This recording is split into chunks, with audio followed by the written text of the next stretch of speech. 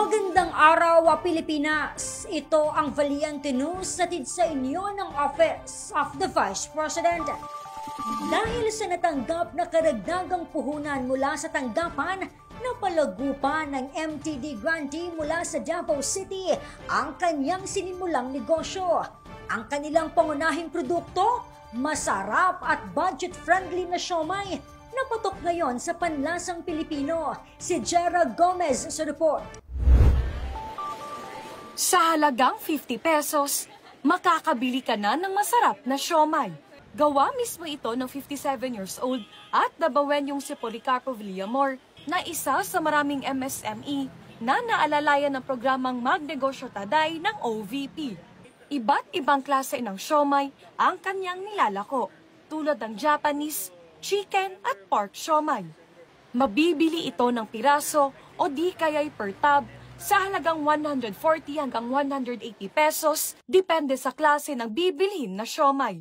Dugay na mi ani nagsugod, mga 15 years na mi sa pagbuhat aning among negosyo.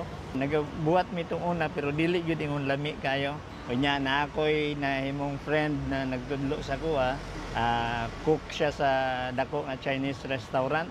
Nag-start yun mi, pila lang ka kilo among ginabuhat. Kunya, i-roll lang yun. Pagbuhat na mo, i-roll na mo sa kwan, baligya sa mga bangko, mga opisina, walay pili. Kinsay mo palit, kay barato raman. Alas 10 ng umaga mula Lunes hanggang Sabado, nagbebenta ng siomai si Tatay Policarpo. Morning may mag-prepare.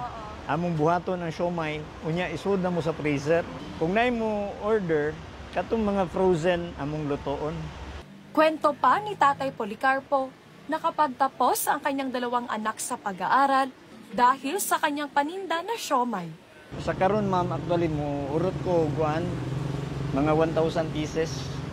Ana, piraso, mga 50 katabs. Ano. Sa ginansya ma'am, no, kaya kuan ma'am, kaya siya 1,000 sa kadlaw. Kung mahurot ma'am, dako mamay kay kuan, mga kaya og 2,000, kaya 2,000. Ngunit upang mas mapalago ang kanyang nasimulan na negosyo, lumapit ang tatay sa OVP Southern Mindanao Satellite Office upang maging bahagi ng MTD program. At noong buwan ng Mayo, formal nang iginawad sa kanya ng OVP ang 15,000 pesos na livelihood grant. Ang una jud na kong gikuan ma'am ang grocery, dry